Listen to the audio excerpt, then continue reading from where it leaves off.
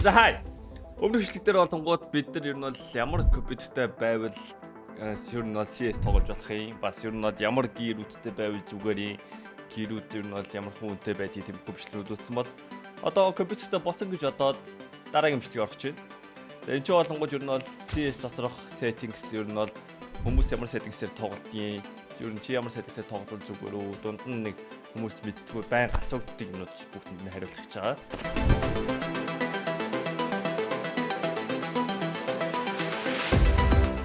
Хамгийн түрүүнд болонгууд Nvidia settings гэж. Ер нь би чамайг ерөнхийдөө бүгдээрээ л Nvidia-гийн график карта болцсон байт юм дөө хийх хүмүүс дийлийнх нь.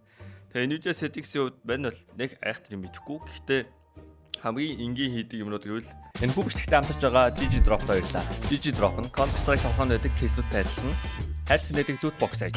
GG Drop дээр та бүхэн кейс нээж дуртай буулгын эсгийн хожиж болохоос гадна trade up контракт хүртэл хийх боломжтой байгаа шүү. Зүгээр кейснээс гадна бус тоглогч нартай бас ботноттой кейс батл хийж азаа үзэх боломжтой. Сайт дээрээ Steam-ээрээ бүртгүүлээд CTS11 гэсэн промо кодыг оруулснаар 11% нэмэлт бонус авах боломжтой байгаа шүү. Нэмж хэлэхэд энэ бичлэгийг үзсэн хүмүүс зориулаад pin comment дээр үнэгүй кейс болон spin wheel-ийн кодыг үлдээсэн байгаа шүү. Та нар тэрийг ашиглаад ороорой. За тэгээд бичлэгтээ эрг орцгоё. Одоо ер нь бол чи илүү их FPS авах байгаа шүү дээ. FPS ямар хэрэгтэй вэ гэдгийг одоо өмнөх бичлэгэн дээр бид ярьсан бол одоо чи байгаа компьютераа аль болох үр ашигтайгаар илүү их FPS зарцуулах л тийм л юм явах гэж байгаа гэсэн. Тэгээ ер нь бол хамгийн энгийн хийдэг юм болонгууд ер нь бол шууд Nvidia settings руу ороод performance mode дээр нь тавьчих. Тэгэх юм бол ер нь бол Nvidia settings ер нь бол чиний илүү дутуу хамаг юмнуудын унтраагаад хамгийн low settings руу наваачаад performance дээр тавиад apply хийчих юм бол энэ дотор байгаа settings-үүд ч бүгдийг чинь performance mode дээр тавьчихна. Илүү FPS гаргадаг мод дээр тавьчихна. Мань болгонгод өөрөө тааруулсан болохоор тэгээд advanced 3-ын манай settings дээр нь манай өөрөө тохиролцсон болохоор тэгээд зарим юм солиморгүй байна. Тийм болохоор манай apply-ын дарсангүй за. За тэгээд бараг энэ чи performance mode дээр тавьсан байвал энийг асаачдаг баха. Ер нь бол хамгийн гол юм нь болгонгод би бол энд гэж ойлгосон. Ер нь бол хожим муу компьютертай зөндөөл юм оруулдаг байсан, зөндөөл юм туршдаг байсан. Одоо ч нэг туршихаа болцсон. Гэхдээ ямар ч хэлсэн би ямар ч компьютертэй суусан хамгийн түрүүнд бол power management mode бол хамгийн өндөр перформанс гаргахтай тавьчихж байгаа. Ер нь бол нэгсэндээ компьютер график картыг чинь ер нь бол хамгийн их тог зарцуулаад хамгийн өндөр FPS тавих тохиргоон дээр нь тавьж байгаа гэсэн үг. Тэгээ бас vertical sync-ийг унтраа. За vertical sync гэж юу юм бэ? Ер нь бол CS чиглэлтгүй ер нь бол янз янзын тоглоом тоглож ирсэн хүмүүс бол бүгдээрээ л энийг бол мэддэг болцсон байдгийг. Эсвэл зүгээр мэдхгүйгээр унтраадаг хүмүүс байгаа. Ямар ч чи ямар нэгэн байдлаар компетитив тоглоом тоглож байгаа бол vertical sync-ийг унтраа. Vertical sync гэдэг нь юу вэ гэхээр одоо чиний дэлгэц 144 Гц-тэй байлаа гэж бодъё. Тэгэх юм бол чиний FPS-ийг 144 Гц-ээр локлоод одоо компьютер чинь одоо дэлгэцний чинь л үзүүлж чадах хүчин чадлаар ажиллаад илүү хүчин чадлыг одоо үр ашиггүй зарцуулахгүй гэж үзэж байгаа. Гэхдээ гол нь чи тоглож байхдаа юу гэдэг дэлгэцээрээ харж байгаагаас илүү чи одоо моусаараа хөдлөж байгаа ч юм уу тэр одоо гинт фликтэд алхад чамд өндөр FPS-тэй илүү ашигтай байхгүй юу? Дэлгэцэн дээр харагдахгүй байлаа гэсэн чиний одоо хөдөлгөөнийг одоо чиний буудалтыг бүртгэж авч байвал сайн. Тэгээд их FPS-тэй үл илүү хурдан, илүү богино хугацаанд бүртгэж авна гэсэн үг.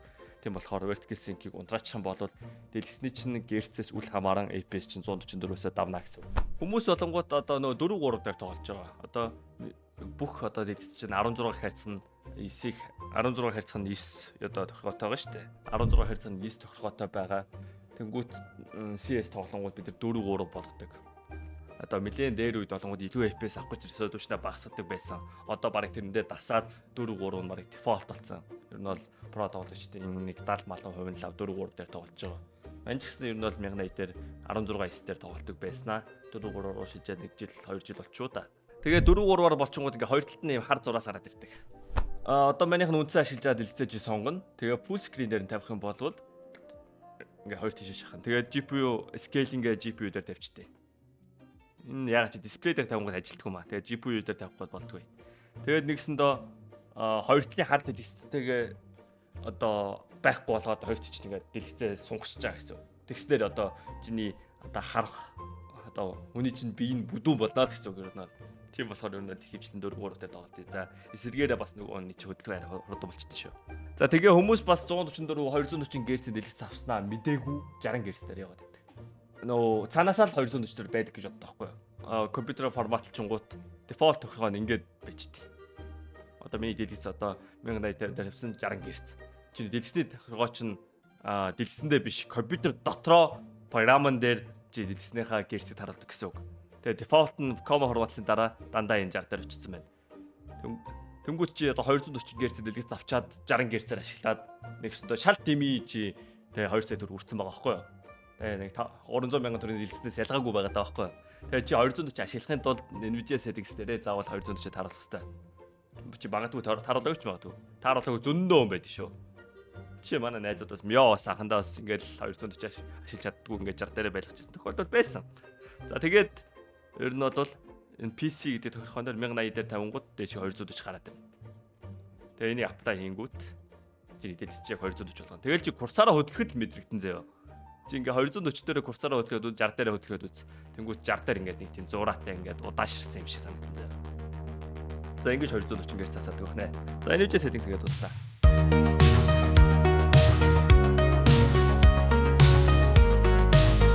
За ингэж тоглоом руу орлоо. Мань олонгууд одоо 4-3 стрэч хийсэн байгаа. За тэгээ юун 4-3 стрэч энэ төр яриад байгаа юм бэ? За тэрний өмнө нэр тайлбарлаад өгье дөө. Donkey settings гэдүүлээ ингээ харах юм бол video settings. Хам болонгууд тэ 1920 1080 буюу ингээд full HD-гээр тоглохгүй 4-3 aspect ratio-той stretched тэгээ баг resolution-аар тоглож байгаа. За 4-3 болгож байгаа шалтгаан бол миний бодлоор ер нь бол нөгөө хүнэл бүдүү харагдаж байгаа. За resolution бага байх юм бол чиний одоо дэлгэц одоо тий одоо би тооны машин бодъё л тоо 1920-ыг харьцах нь 1080 гэдэг чинь нийтдээ дэлгэцэндээ чи 2 сая 730 мянган пиксел байгаа байхгүй юу. Тэгээ энийг чи одоо рендерлэхийн тулд хэрэг одоо график картны хүчин чадал тэгээ CPU-ний хүчин чадал зарцуулах уу. Харин эсэргээрээ чи одоо 1280-ыг үүсгэх нь 960 resolution дээр тоглох юм бол чи ерөөхдөө 2 дахин бага пиксел одоо ингээд рендерлэх гэж компьютерч хүчин чадал одоо нэгс баг компьютерч хүчин чадал 2 дахин хэсэж чаддаг юм байхгүй юу. Тоглоом руу орноо. Тэнгүүт чиний ер нь бол тэ тоглоом чин цаанаасаа чиний компьютерийн хүчин чадлыг таниад ч юм уу ерөөхдөө settings-үүд ер нь бол хамгийн гоё харагддаг, хамгийн бага гоё харагдах тусам тэ тоглоом царайлаг харагдсан FPS чи багсан. Тэгээ яг үндэ бидэд нэг тийм царайлаг хэдэрхий царай муутай биш бол жоохон царай муутай харагдуулаад илүү FPS-тэй байхыг ер нь бол тэ компьютер тоглоомд оолж байгаа бид нар бол хүсдэг. Тэгээд тийм болохоор бид нар settings-ээ бүгдийг бууруулнаа гэсэн үг. За хамгийн ихэнд хийж байгаа юм болонгууд те мань болонгууд full screen дээр тавьж байгаа. Тэнгүүд одоо stretched болох боломжтой. Тэгээд мань 4-3 дээр тавьсан байна. Тэгээд мань бол donkey resolution-ыг хулгайлаад уулаад 1280 960 дээр тавьж байгаа. За donkey хилтгөр нь бол Pro-чууд ер нь бол 1280 960 эсвэл 1280 1024 дээр тоглолт хийх нь. За boost contrast гэсэн байна. За энийг асаачих юм бол ер нь жоохон хол харагдаж байгаа хүмүүс арай жоохон ингээд гадуур нь нэм гэрэлтд юм байлаа. За мань жишээ болгоо танаад энэ бичлэгийг харуул юм байна. Түрүүн энэ ч болгон boost contrast-ыг асаачих юм бол ер нь бол ингэтэл юм байна. Одоо унтраалттай байхад ингэж харагдана асаачингууд гадуур нь ингээд цагаан туяатай болчих. Нэгсэндээ холын хүмүүс арай жоохон тод харагддаг болж байгаа юм байна. Окей, тийм болохоор асаацсан зүгээр юм байна. Тэгээ нэг FPS нэг хайтар нөлөөлдөг юм байлаа. За тэгээд нөгөө vertical sync бол унтраа. G-sync унтраа. Reflex low latency-г бол энэ бол нэг CS дээр нэг ажилтдаг юм шиг л. Бус тоглоомнууд төр бол enabled boost-ийг асаачвал нэг график карт сайн бол enabled boost-ийг асаацсан зүгээр идэм байлээ. Тэр нь бол одоогийн байдлаар нь CS Pro-ч бол ихэнх нь унтраалттай л байгаа юм байлээ. Тэгээ зарим нь асаацсан ч хэлээ. Ер нь бол энэ бол их амьдралд нөлөөгүй байгаа болохоор тэгээ тоохгүй л байгаа юм байлээ. Тэгээ тоглоомныхаа FPS-ийг ер нь бол локлцсон байна. Мань бол тэгээ 500 дээр локтой. Угаасаа 500 ч хүрэхгүй байх л тоо. Тэгээд PS-ийг бол асаах шаардлага байхгүй. За multi-sampling anti-aliasing гэдэг нь олонгууд ер нь бол унтраач юм бол тоглоомч нь ингээд нэг тийм булангуудаараа ингээд жирэлцээд эхэлнэ. За жишээ нь маань одоо энэ ч булан дээр наваачих юм бол энэ ингээд одоо энэ жишээ нь цагаан зураас нь ингээд нэг энэ зүгээр зураас дундуур нь цагаан зураас ороод ирж байгаа байхгүй юу? Ингээд нэг юм зигзаг болчтой. Тэгээ тэр нэг юм булангуудыг яачих юм бол арай смут болчтой. За маань бол ер нь бол бүх тоглоом дээр anti-aliasing асааж тоглож сурцсан болохоор MSI 4X-ийг асаацсан байна. ер нь бол манай найзууд бол бүгд унтраалтай тоглолдог. Мё унтраалтай тоглолдог, офог унтраалтай тоглолдог. Бүх хүмүүс ер нь бол манай найзууд унтраалтай тоглолдог. Манай бол үнэхээр тийм царай муутай дүр сарж чаддаг болохоор 4x-аар садсан байна. Энийг асааснараа чиний ер нь бол 4x-аар авснаар чи бол 30 FPS алдчихж байгаа юм байлээ. Унтраалттай байх юм бол 30 FPS илүү авт юм байлээ шүү. За Global Shadow Quality гэж одоо энэ сүүдрийг харах юм бол энэ сүүдрний resolution ихсэж байгаа. Ингэснээр тэгээд унтраачих юм бол илүү ийм smooth сүүдрт болчих жоо. Надад тэгээд асаах юм бол бас нэг ойролцоогоор 20 FPS алдна. Тэгээд 20 FPS-нээс илүү яг үндэ надад тийм илүү их пиксел нүдэнд харагдах тусам яг үндэ тэ гүүгээд гарч ирж байгаа хүнийг сатаа миний нүдэнд ямар нэгэн байдлаар тэ сатаах юм багсвал надад илүү зүгээр. Дээрээс нь илүү FPS авч байвал зүгээр болохоор шууд лоу дээр тавьчих жаа. За Dynamic Shadow усал дунгууд энийг болонгууд all дээр насаа бол зүгээр. Энэ болонгууд тоглоом одоо энэ нэг хүний энэ ч нэг гэрэл байгааз энэ нэг гэрлнээс тусч байгаа энэ хүний сүүдэр байна. Ер нь саана олыг хүн бол асахгүй байхгүй болчихж байгаа. Ер нь нарнаас л сүүдэр тусна гэсэн үг. All дээр тавьчих юм бол ийм хуурамч одоо юу гэдэг натурал биш гэрлнүүдээс одоо сүүдэр тусна. Энэ амар ашигтай. Ялангуяа одоо Ancient гэдэг маптаар. Ancient гэдэг маптаар ер нь бол 2-3 иймэрхүү ингээд хав харанхуй өрөөнд дотор ингээд гэрэл асаацсан байгаа. Жишээ нь одоо Ancient гэдэг мапны одоо юу штэ Temple City-гийн төрдгийн одоо хажуутлын өрөөнд дотор гэрэл байдаг. Бас Amen террорууд орж ирдэг хэсэг мэсэг бас ийм тод гэрлээ. Тэгээ орж ирэхээс өмнө тэр хүний сүүдрийг харахын тулд ер нь бол all дээр насаана. Тэгээ FPS-нд бол тэгээ 10 FPS орчмын зөрүү гарч ах шиг байсан. Тэгээд тэр 10 FPS-с илүү яг үндэ хүнийг л төрүүлж харж байвал чамд ашигтай учраас асаасан зүгээр. За модель texture detail-ийг асаах юм бол чиний ер нь бол skin одоо энэ texture-нууд ер нь бол илүү гоё болд юм байлээ. Биш энэ янз бүрийн өвс гарч ирж байна. Тэгээ энийг ер нь бол мань бол тэгээ skin-ээ илүү гоё харах гэж бол хай дээр тоглож байсан. Тэгээ дөнгөж саяын тэр бичлэгийг үзээд лов дээр нас тавьсан. Ер нь бол FPS-нд нэх нөлөөлдөг юм байлаа. Уул нь бол одоо энэ ч байгаа serial number одоо илүү тод харагддаг болдог ч юм уу нэг юм илүү гоё харагддаг болж байгаа. Гэхдээ хамгийн гол юм нь болонгууд юу юм бэ? Ингээ smoke-д орчингууд love дээр нь тавьчихгууд smoke-н дотор 260 FPS-тэй, medium болон high дээр болонгууд 173 FPS-тэй. Би зүгээр smoke задрангууд те нийт FPS-нээ 3.1 алдмааргүй байхгүй. Тийм болохоор шууд лов дээр тавьсан. Өмнө нь бол би хай дээр байсан. Одоо дахиж зээч хай дээр тавихгүй. Бас ямар азар маань энэ бичлэгийг темаас төрүүлээ олцсон. Тэгээ чам заагаад өгч байгаа тий. Тийм болохоор маань одоо энэ бичлэг үзээгүй байсан бол одоо энийг хай дээр тавьцал гэж байгаа. За anisotropic texture filtering гэж байгаа. Энийг болонгууд унтраач болоод ер нь бол энэ хан ман ингээд нэг тийм одоо жишээ нь шалан дээр л илүү мэдэгдэндээ. Одоо энэ шалан дээр байгаа одоо энэ пилта одоо илт тод болно зэ. Одоо маань бол 8x дээр тавьчих. Одоо энэ 6-аас мараас хилт тод болж байгаа. Гэхдээ энэ болгууд FPS баг нөлөө байхгүй. Чи 16 дээр тавьсан, хамгийн бага дээр нь тавьсан нэг 5 FPS зөрүүтэйсэн. Би нэг шалаа бас жоохон тий бас сэтэргийн баримтын шавар шиг тоглоом армааргүй байгаа болохоор маань 8x дээр тавьсан ба. Чи өсөд унтраач бол. За энэ shader detail low болон high гэсэн байсан. Тэгээд ер нь бол бас low дээр нь тавьчихгуулт бүр ингээд зарим сүүдэрнүүд бүр ингээд зигзаг болчт юм байлээ. Хай дээр нь тавьчвал арай дээр. FPS-ний хувьд нээх нөлөөгүй санагдаж байна. Particle detail залангууд FPS-ний нэлээд нөлөөтэй. Тэгээ love дээр нь тавьчингууд ганц асуудал нь болонгууд яаж байгаа гэсэн. Molotov унтрасны дараа нэг жоохон юм цог үсэрдэг. Тэгээ тэр цогнууд нэтрхий тодорхой тавьдаг. Бусдаар бол ер нь love дээр тавьсан зүгээр юм байлээ. Ambient occlusion болонгууд нэг одоо хүний одоо гаднах аураны сүүдэр гэх юм уу да. Одоо маань хай дээр нь тавь харуулъя. Маань particle detail-ээ өөрчлөөс байна. Хай дээр нь тавьчингууд одоо энэ хүний энэ сүүдэрний энэ аура сүүдэр гараад ирж байгаа. Энэ сүүдэр нь юу гэдэг одоо ингээд нарнаас тусч байгаа сүүдэр биш зүгээр л яг хүн ханлуу ойртчихгонгууд зүгээр хан сүүдэрлдэг. Тэгээд тэр нь яг амьдрал маш бага нөлөөтэй. Одоо юу гэдэг нэг хүн гүгээд гарч ирлээ. Тэр хүн юу гэдэг нэг 0.2 секундын дотор гүгээд гарч ирнэ. Гэхдээ чи тэр сүүдэр нь тэ магадгүй чи 0.102 секундын урд чи сүүдрийг харж болно. Гэхдээ хүний reaction speed тийм хурдан биш болохоор энэ амьдрал нөлөөгүй FPS-ээ бодоод унтраачж байгаа. За энэ нөгөө Fidelity FX Super Resolution гэж байгаа. Энэ болонгууд нэг саяхан сүүлд нэг 3-4 жилийн өмнөөс гарч ирсэн технологи. Тэгээ ер нь бол бага resolution-ыг хуурамчаар AI-аар тодруулаад илүү өндөр FPS гаргачихж байгаа. Одоо маань түрүүн ярьсан шүү дээ 1080-ыг рендерлэхэд чамд чи 2 сая пиксел рендерлэн харин 960-ыг рендерлэхэд чи сая 200 мянган пиксел рендерлэн гэж яа шүү дээ.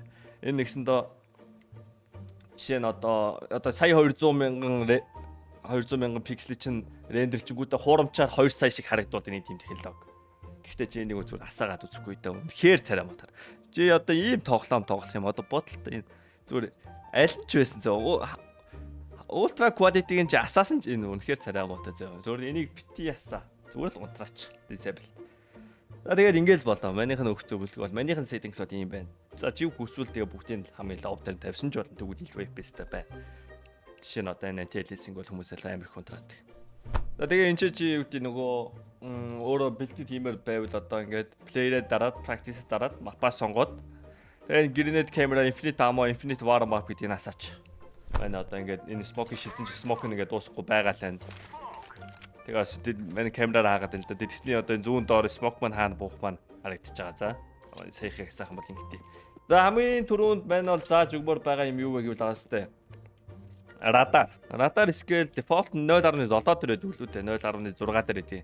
Тэнгүүд одоо ингээд ер нь чи ингээд миний тэсний зүүн дээр болон тарах юм бол радар чинь 0.7 дээр өгд юм байна. Өөрөөр эргэн тойр одоо нэгсэндээ Mirage-ийн mid-ийг харж байгаа. Тэгээд А-гийн ramp-ийг харж байгаа. Ер нь бол мапа бүтээр нь харж чадахгүй байгаа. Бүр эн чинь ийм байд. Radar always center асаалттай бүр ингээд төрдгөөсөө босны барыг харахгүй байгаа. Тэнгүүт яах вэ гэвэл ер нь бол мапа би бол бүхлээр нь харах хүсдэг. Байнгын. Тийм болохоор CL доогуур зураас Radar always center-тэй унтраа чинь тэнгүүт чи радар чи голдоо авах болчихно. Тэгээ ер нь бол чи өөрийгөө одоо би бол орон жүнгтэй байгааг мэдж байгаа болохоор ер нь л өөрийгөө хин гэдэг таньчихна. Тэнгүүтээ CL Radar scale-ийг ер нь бол 0.35 дээр оруулчихад ер нь бол мапа бүхлээр нь хараад эхэлдэг. Ямар ч мап дээр асуудалгүй. Одоо маань ингээ хаанч зогсон мапаараа бүхлээр нь харна гэсэн үг. Одоо маань одоо сэтигийн төрдөд дээр байсан ч одоо террорын төрдийн нөгөөд бол ингэ харж байгаа гэсэн үг. За ямар ч энийг хийвэл их зүгээр. Энэ хамгийн ихний хийдэг юмнууд энийг. За тэгээд ер нь бол хүмүүс бол crosshair-а тохируулна. Тэгээд ер нь бол мантай ч адилхан crosshair-тай болмоор байвал classic static-ийн сонгох юм байна. Static гэснээр юу вэ гэвэл одоо буудангууд томроод байхгүй. Static-ийг унтраачих юм бол буудангууд recoil-наас ч болж томрно. Тэгээд friendly fire warning off. Follow recoil no. Энэ follow recoil-ийг нэр асаачих юм бол одоо recoil-а дагаж буучин дагаа хөт. Яг сумчин хаана очихыг одоо recoil-а дагаа. Одоо default settings нь магадгүй ингээд дагах дээр байж магадгүй. Одоо PUBG бол жишээ нь яг онлсон газар дагаад явдсан шүү дээ. Яг хөө энийг асаалттай байх юм бол чи яг recoil чинь яг яаж явдгийг сурчиж болно. Гэхдээ мэдгүй нэ шинээр тоглож байгаа хүмүүс яг үнд асаалттай байж ямар гэж магадгүй байна. Ер нь бол CS:GO, CS 1.6 мургаа тоглож исэн хүмүүс ер нь бол энийг бол байнга утрааж байгаа. Энийг утраахан бол өнөөч яг байрандаа байна. Байранда чи screen shaker жоохон дээшлт юм байна. Гэхдээ recoil чинь болонгууд яг сумчин хаана очих нь өнөөтэй чинь ойролцоо биш. Урт нь 1.3, өргөн 0.6, gap нь хасах 2.8. Outline байхгүй, дан ногоо өнгө. Тэгээ iPhone 255. За юм байна.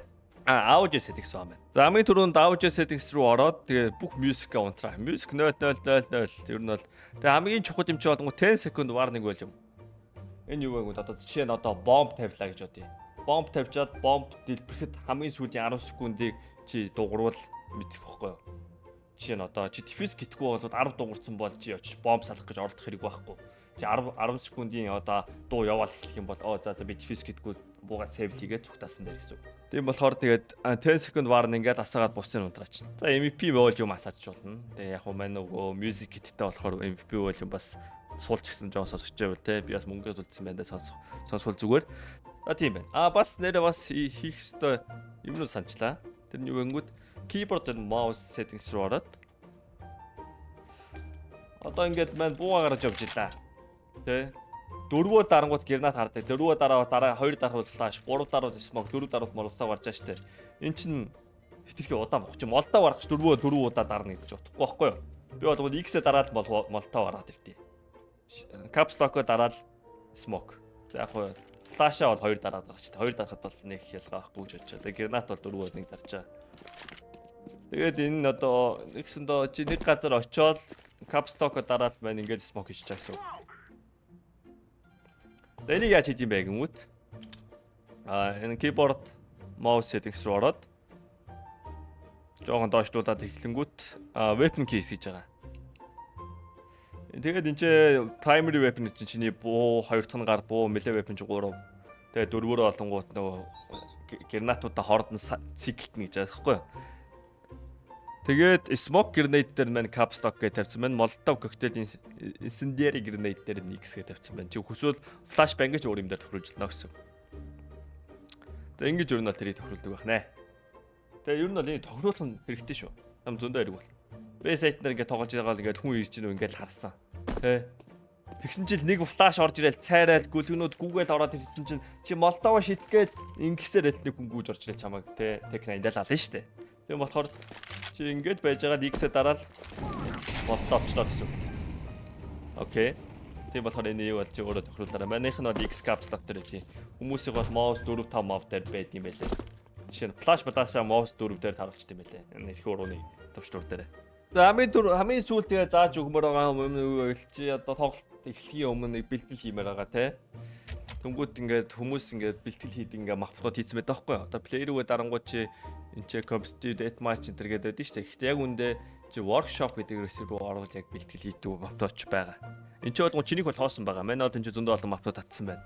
Тэгээд чи энэ мапа татахын тулд одоо workshop руу ороод энэ зүүн доотлолт visit workshop гэж байгаа. За visit workshop руу оронгууд чамд энэ баруун дээр чи хайх хэсэг байгаа. Энд чи одоо жишээ нь хамгийн түгээмэл ашигладаг мап гэвэл M-bots гэдэг мап байна. Энэ дээр очиод энэ баруун доотлолт нь одоо энэ юугаац шар нэмтэнэг бац. Одоо M-bots-ийн энэ шар нэмтэнэгтэй дарангууд чиний энэ workshop map руу ороод ирнэ. Тэнгүүд одоо чи M-bots гэдэг map дээр оронгуудаа бото бот боломжтой. За мань жишээ бод харуулъя. Энэ M-bots гэдэг map руу ороод ирлээ. Тэнгүүд одоо энэ дээдлэлт нь олонгууд ингээд 4 тал байгаа. 4 талынхаа 3 талын унтраагаа хамгийн хоолыг нь унтраач тийм байна бол. Тэгэл энэ чи урдтаа харагдсан ботыг чи ингээд буулаад headshot хийх бэлтгэлээ хийнэ хийж болно гэсэн үг байхгүй юу? Тэгээ синсмисээ энэ чи таарж гэнэ үгүй энэ ч дэж шалгаж болно. Энэ ч нэг тоглож эхлэх гомн нэг 100 бот ч юм уу те. Энэ бол прочууд бол 1000 бот бодож байгаа. Мен бол нэг хэсэг бол өдөр болго 1000 бот боддог байсан үе бол байгаа. Тэгээд ер нь бол 1000 бот бодоход нэг 20 минут болт юм дөө. 20 ч ихтэй 15 минут болт юм дөө. Шас мен ирээд мэдхгүй нөө салбат. За тэгээд нэг иймэрхүү л энэ та тэгээд өөр асуух юмнууд байл дор үлдээгээрээ тэгээд ер нь бол энэ бичлэгнүүд ер нь анх шатны хичээлүүд явж байгаа. Дараа нь ер нь бол бусад мапнууд дээр сурмаар байгаа спокнуудыг ер нь бол мен нэг заагаад өгч явчих. За. Тэгээд өөр асуух юмнуудад коммент болтойхгүй. Тэгээд нэг лайк дарчаарай. Тэгээд бас чам талаад бичтэй манай жуулт ичээ. Тэгээд дараагийн бичлэгээр уулзтаа түр баяртай.